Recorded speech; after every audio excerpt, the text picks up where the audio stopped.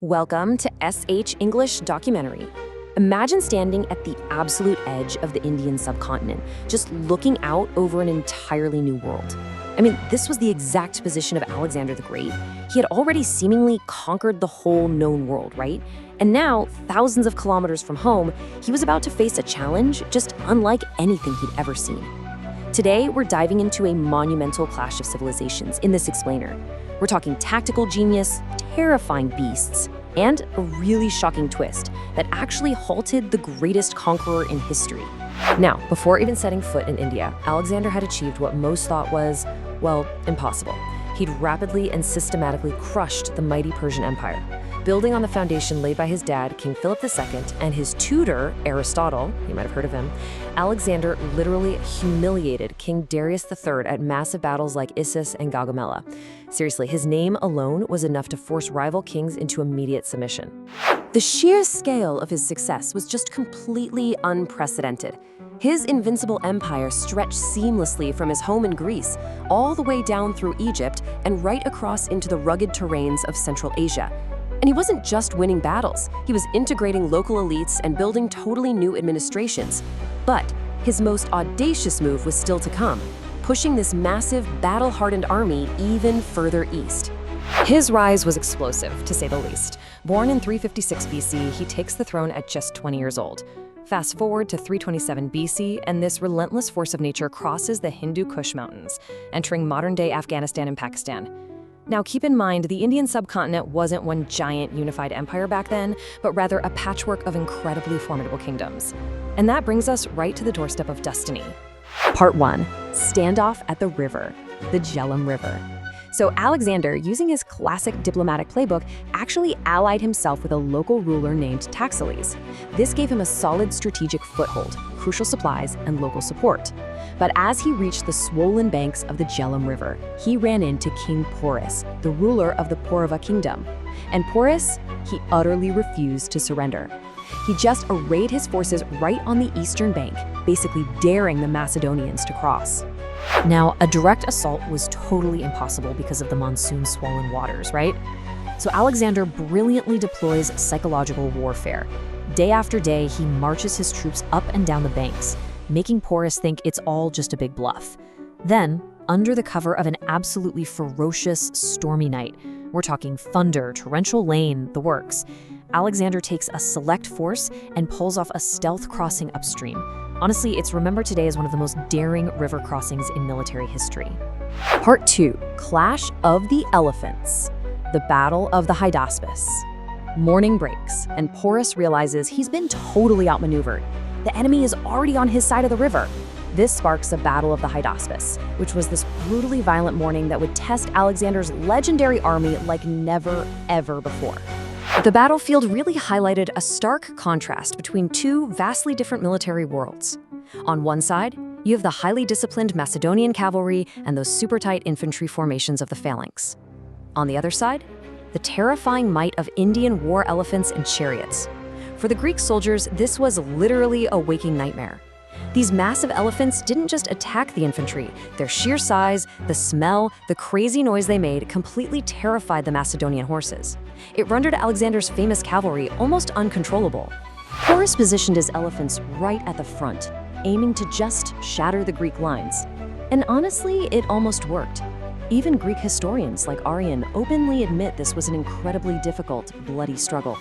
The invincible Macedonian phalanx was pushed to its absolute limits, nearly broken by the crushing weight of that elephant charge. It was just a chaotic, terrifying clash of spears, trampling beasts, and desperate survival. Part 3. A King's Defiance.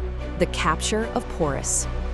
Now, despite the fierce and truly heroic resistance from the Indian forces, Alexander's tactical brilliance ultimately won the day. The majestic King Porus, who had been fighting so bravely from right on top of his elephant, was heavily wounded and eventually captured. He was brought directly before the Macedonian conqueror. According to the historical accounts, when Alexander looked at his defeated, bleeding rival and asked how he wished to be treated, Porus didn't beg for mercy. No way. He looked Alexander right in the eye and delivered this legendary, defiant response. "Treat me as a king." And here is a massive historical twist for you. Alexander didn't execute his defiant enemy. Actually, he was so deeply impressed by Porus's dignity, his bravery, and just that royal demeanor that he didn't just spare his life, he reinstated Porus as the ruler of his kingdom and even expanded his territories. Alexander realized pretty quickly that having a strong, honorable ally in this newly conquered frontier was way more valuable than having a dead enemy. So, this brings us to a really widespread myth. Did Alexander actually conquer all of India? The short answer? Absolutely not. It's actually one of history's biggest misconceptions. He only ever reached the northwestern edges of the Indian subcontinent. His grand dream of marching all the way to the Eastern Ocean was about to hit a massive brick wall. Part 4, the final mutiny. The Hydaspes River. Alexander, being Alexander, wanted to push even further east, right into the heart of India. But his march was violently and completely unexpectedly halted. And it wasn't by a rival king, but by his own men, at the Hydaspes River, which is known today as the Bias River. See, rumors had started to circulate among the Greek camps. These terrifying reports were reaching the soldiers about what actually lay ahead in the Ganges Plains, the massive Nanda Empire. The intelligence they got suggested an unimaginable force waiting for them. We're talking hundreds of thousands of infantry, thousands of chariots, and a staggering number of war elephants that absolutely dwarfed the army they had just barely survived at the Hydaspes. Exhausted by those endless monsoon rains, thousands of miles away from home, and just utterly terrified by the rumors of the Nanda Empire, Alexander's quote-unquote invincible army did the unthinkable. They mutinied.